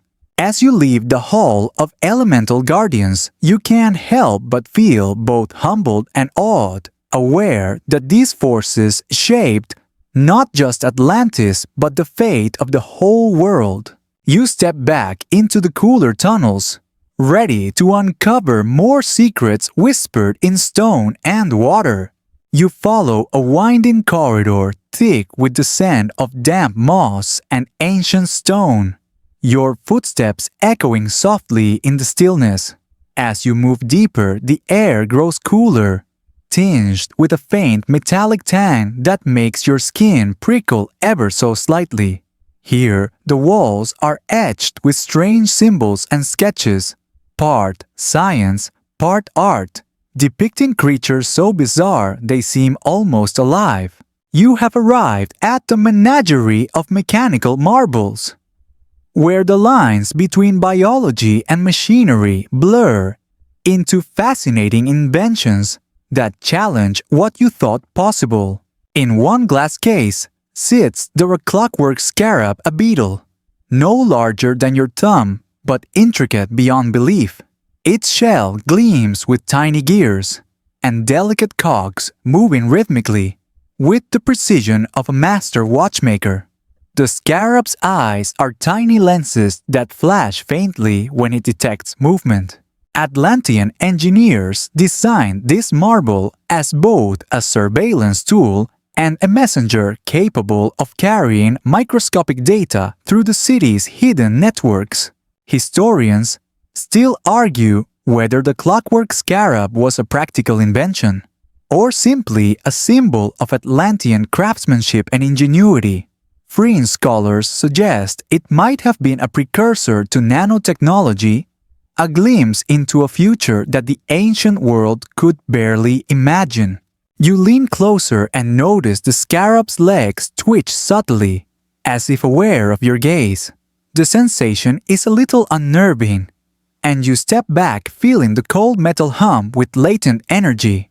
Nearby, a larger exhibit displays the automaton Drake, a dragon-like creature built of bronze plates and spinning turbines. Its eyes are polished orbs of crystal glowing softly as if powered by an unseen flame. The Drake was designed for defense, programmed to patrol the city's walls and intimidate would-be invaders with bursts of steam and mechanical growls. You can almost hear the hiss of escaping steam and smell the faint scent of burning oil, imagining the clash of metal and fire in a long-forgotten battle. Historians still debate whether the automaton Drake was ever fully operational or remained an ambitious prototype. Fringe theories claim that some Atlanteans believed these mechanical beasts housed fragments of souls, blurring the boundary between life and machine. As you move on, you spot the Ether Harpy, a delicate flying machine with wings of translucent silk and a body of polished silver. It was built for reconnaissance, able to glide silently over forests and oceans, relaying information back to the city. You marvel at the elegance of its design, the way the wings catch the light and shimmer like a dragonfly's. Historians still argue whether the Ether Harpy was inspired by real birds or if it was an entirely original creation, born from Atlantean imagination. Fringe scholars propose it may have been capable of limited autonomous flight, making it one of the earliest drones in history. You pause by a smaller display labeled Singing Gears, where tiny mechanical insects emit soft melodic tones as their gears turn. You chuckle softly, imagining a secret orchestra playing inside the depths of the zoo. The blend of art, science, and mystery in this menagerie reminds you that Atlantis wasn't just about raw power. It was a civilization that celebrated creativity in every form. You step away feeling the hum of hidden mechanisms beneath the silence and wonder what it would have been like to live in a world where machines had hearts and stories. The corridor bends sharply ahead, beckoning you onward to the next secret of this wondrous zoo. You leave the humming machinery behind, stepping into a vast chamber, lit by a soft golden glow that seems to come from the very walls themselves. The air here smells warm, like sun-baked sand and wildflowers, a stark contrast to the cool dampness of the previous halls. You realize you've entered the Garden of Forgotten Wonders, a place where the impossible blooms in eternal springtime. The garden is a riot of colors flowers, with petals that shimmer like spun glass vines, twisting in impossible spirals, and trees whose leaves hum softly, as if whispering secrets to the wind. At the center stands a colossal tree, with bark like cracked ivory, known as the World Root. Atlantean lore says the World Root connected all life on the island, a living network of energy and information that sustained the city's magic and science alike. Historians still argue whether the World Root was a real biological entity or a metaphor for Atlantean interconnectedness. Fringe thinkers propose it might have been an early experiment in bioengineering a superorganism designed to regulate the ecosystem. As you stroll along winding paths, you come across the luminous bloom, a flower that pulses with gentle light, glowing brighter when touched. Its petals release a scent that evokes distant memories and forgotten dreams, a fragrance so captivating it almost lulls you into sleep. You pause and breathe it in, feeling a curious warmth spread through your chest. You wonder if the Atlanteans used the flower for healing, or perhaps to inspire creativity and calm. Nearby, fluttering among the petals, you spot the whisperwing butterfly, its wings translucent and etched with fine patterns that seem to shift and change as you watch. Legends say the whisperwing carried messages between the living and the spirit world, its delicate flight bridging realms. Historians still debate whether the whisperwing was a real insect or a symbolic figure in Atlantean mythology. Some fringe theories suggest it might have been a genetically modified creature with the ability to emit low-frequency vibrations to communicate. You continue deeper and find a small pool, its surface perfectly still, and reflecting the glowing flora around it like a mirror. Floating on the water's surface is the mirrorfish, a tiny fish with scales that mirror everything around it, perfectly rendering it nearly invisible. Atlanteans admire the mirrorfish for its camouflage and its rumored ability to reveal truths if you looked long enough. Historians still argue whether the mirrorfish existed or was a poetic symbol of reflection and truth. Fringe scholars propose it may have been a living metaphor, inspiring Atlantean philosophers and poets alike. The garden's gentle hum and the soft rustling of leaves soothe you as if the place itself is alive with quiet magic. You sit on a smooth stone bench, letting the scents, sounds, and soft light wash over you. In this garden, the boundary between nature and wonder dissolves, reminding you that even in a world built on science and innovation, beauty and mystery still reign supreme. A soft breeze stirs the leaves overhead, and you sense the journey through Atlantis' imaginary pet zoo is far from over. You rise from the tranquil garden bench and follow a narrow passageway that descends into the depths beneath the city. The air becomes cooler, damp, and carries a faint mineral scent like freshly turned earth. Tiny droplets glisten on the uneven walls, and your footsteps echo softly as you enter the subterranean sanctum of shadows. A mysterious underground lair housing creatures both enigmatic and elusive. At the heart of the sanctum rests the Shade Beast, a creature cloaked in shifting shadows that seem to absorb light itself. Its form is vague and ever-changing like smoke caught in a breeze. Legends say the Shade Beast could slip between dimensions, appearing and vanishing at will, embodying the fears and unknowns lurking in the darkness. Historians still argue whether the Shade Beast was a symbolic representation of death or a misunderstood biological entity adapted to living in the abyssal depths of Atlantis. Fringe theories suggest it may have been a living form of dark energy blurring the lines between matter and shadow. You catch a glimpse of the creature's glowing eyes, watching you from a distance, and you shiver despite the cave's cool embrace. Nearby, slithering through the cracks, you spot the Echo Serpent, a translucent, snake-like being that emits faint, haunting melodies with each movement.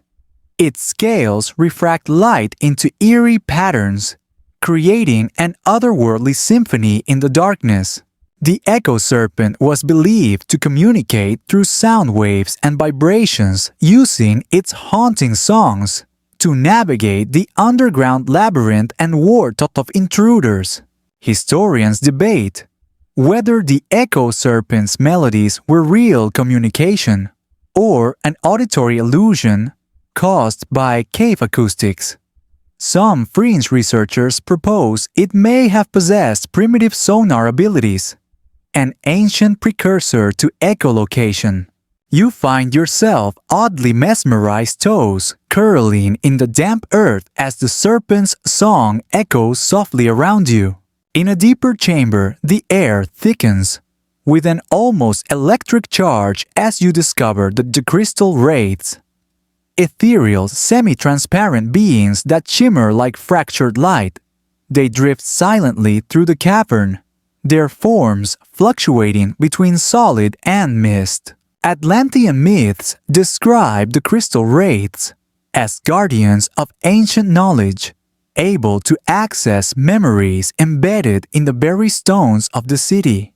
Historians still argue if the crystal wraiths were actual entities or spiritual manifestations conjured by Atlantean mystics. Fringe theories go further, imagining them as energy-based life forms, capable of storing and transmitting information. You reach out tentatively, and a wraith glides past your fingers, cold but strangely comforting. The sanctum's oppressive silence presses on your senses, broken only by distant drips of water and the faint hum of unseen forces. You realize that in the shadows of Atlantis, even darkness held life and mystery, an unseen world that coexisted with the dazzling surface above. As you ascend back toward the light, the sanctum's secrets linger, a quiet reminder that some wonders are meant to be felt more than seen.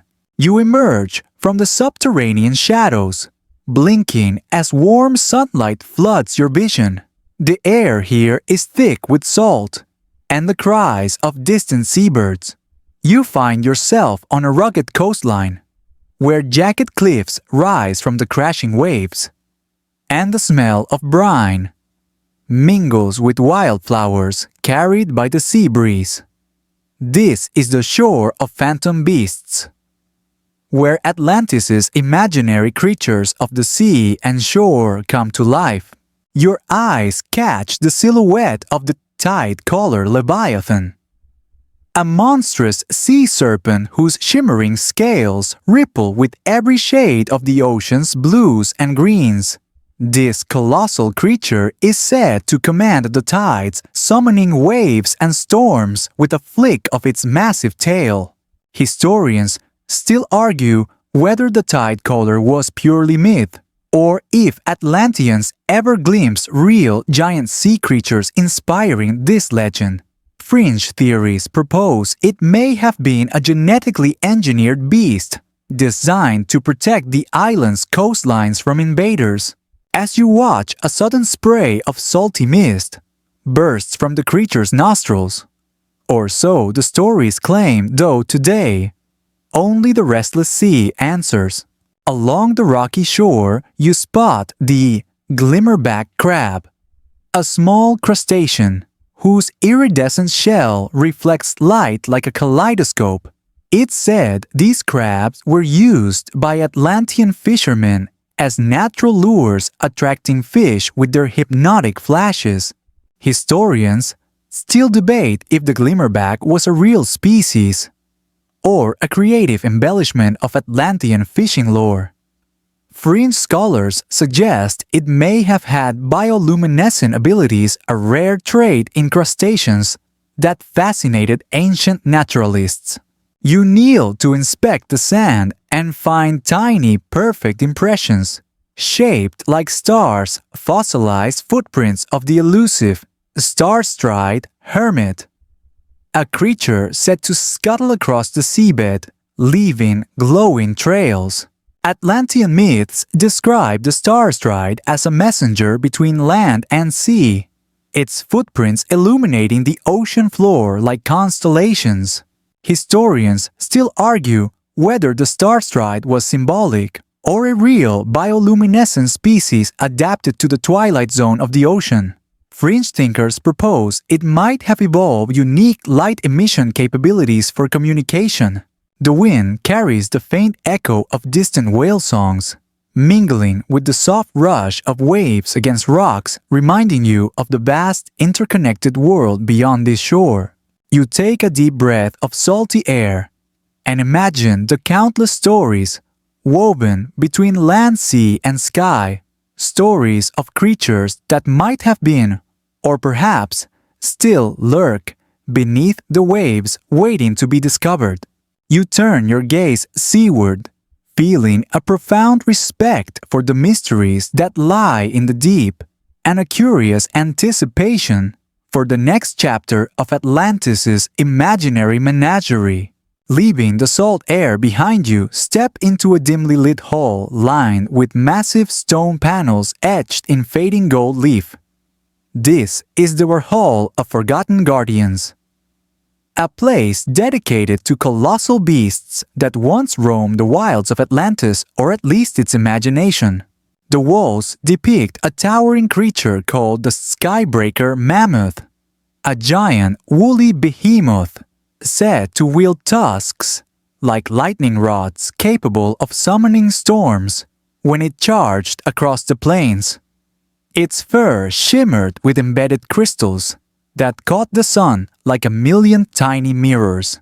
Historians still debate whether the Skybreaker Mammoth was based on real prehistoric giants or purely a mythic fusion of nature and legend. Fringe scholars propose that Atlanteans may have attempted bioengineering to enhance existing creatures, blending biology with elemental power. Nearby, the ironhide turtle is shown in elaborate bas-relief. This turtle's shell was rumored to be impervious to weapons forged by nature or magic into an armor no spear could pierce. It was said to dwell in the deepest lakes, a silent guardian of hidden wisdom.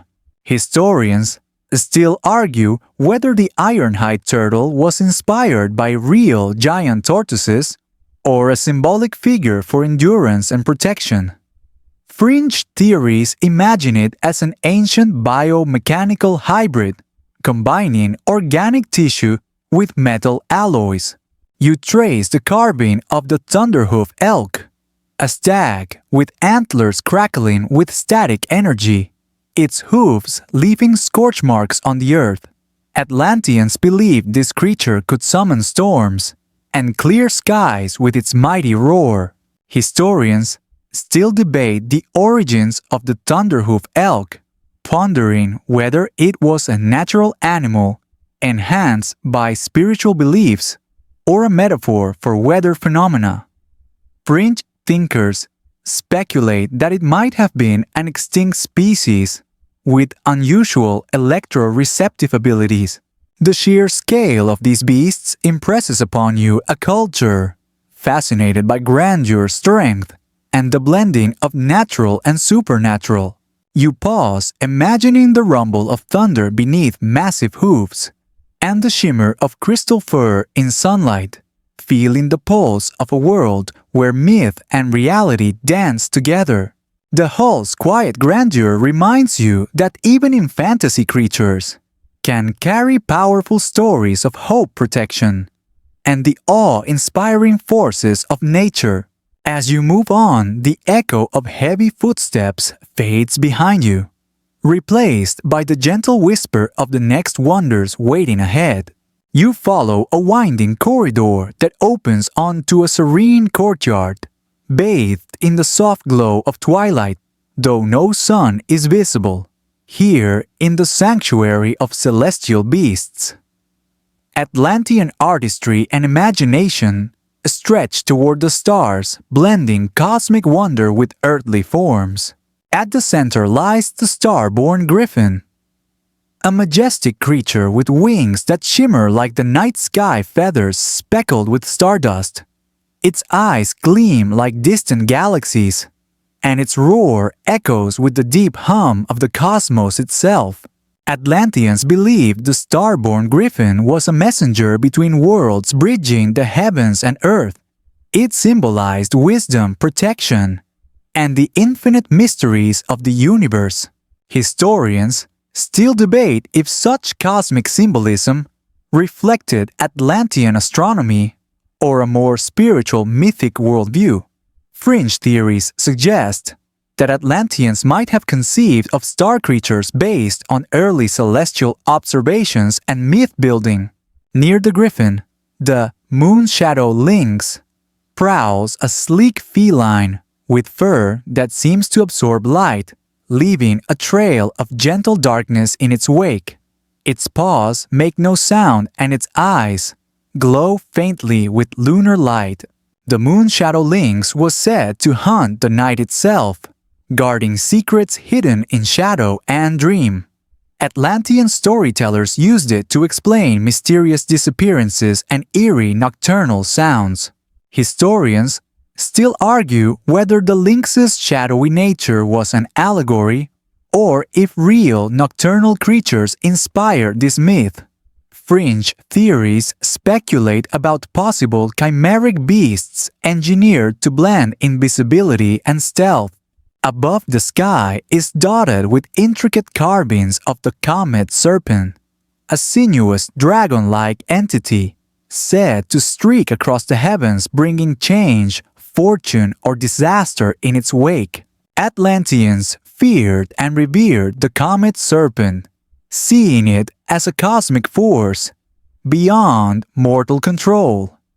Its appearances were linked to great upheavals, both natural and societal. Historians still debate whether the comet serpent myth stemmed from actual comet sightings or was a metaphor for cycles of destruction and rebirth. Fringe thinkers consider whether Atlanteans might have observed and mythologized celestial phenomena in uniquely poetic ways. You breathe deeply, feeling the profound silence and gentle hum of this place, sensing the blend of wonder, fear, and reverence woven through Atlantean culture. As stars begin to flicker faintly overhead, you realize this celestial sanctuary is not just a menagerie, but a map of human hopes and cosmic dreams, a testament to the desire to understand our place in the universe. You tread softly now, nearing the heart of Atlantis' imagined zoology, the Garden of Twilight Whispers. A place where myth gently fades into legend and stories drift like autumn leaves on a slow, peaceful river. The garden is a quiet sanctuary filled with soft moss and winding paths, lit by the faint glow of bioluminescent flowers, whose petals shimmer with calming hues of blue and lavender. Here, the elusive dreamweaver moth flutters silently. Its wings are delicate tapestries woven with patterns that seem to shift and change, reflecting the dreams and fears of anyone watching. Atlanteans believed the Dreamweaver could enter the minds of sleepers, weaving visions, both beautiful and strange, a guardian of sleep's mysteries. Historians still debate whether the Dreamweaver was purely metaphorical or inspired by real moth species, known for hypnotic flight patterns and glowing markings. Fringe theories even suggest it was imagined as a spiritual guide between waking and dreaming worlds. Nearby, a soft rustle draws your gaze to the whispering willow elk, a gentle giant whose fur mimics the delicate leaves of willow trees. This creature was said to communicate through rustling leaves and soft bell-like sounds, its presence bringing calm and clarity to troubled minds. Atlantean lore painted the whispering willow elk as a symbol of peace and introspection. Historians still argue whether it represents a spiritual ideal or was inspired by local elk species and the natural sounds of the wind through trees. The garden also shelters the Lumina fox, a small, clever animal whose fur glows faintly with an internal light. Said to be a trickster and guide, the Lumina fox was thought to lead lost souls through dark places, both literal and figurative. Historians debate if the Lumina fox is a true mythical creature or a poetic embodiment of intuition and hope. Fringe theories propose it could be an early attempt to explain bioluminescent animals found in nature. As you walk deeper into the garden, the sounds of the city fade, replaced by the soft sigh of leaves and distant bird calls. The air feels lighter, the worries of the day slipping away like mist. This final sanctuary invites you to rest your thoughts and embrace the quiet beauty of imagined worlds, places where every creature, real or dreamed, plays a role in the grand tapestry of life and legend. You settle on a mossy stone, feeling the gentle pulse of the garden's calm heartbeat. It's the perfect place to let your mind drift, carrying the echoes of Atlantis' pet zoo into peaceful sleep. The garden's soft light begins to dim, fading like a distant star settling into the vast night. Your breath slows, deepening as the gentle chorus of imagined creatures and whispered legends soothes your mind.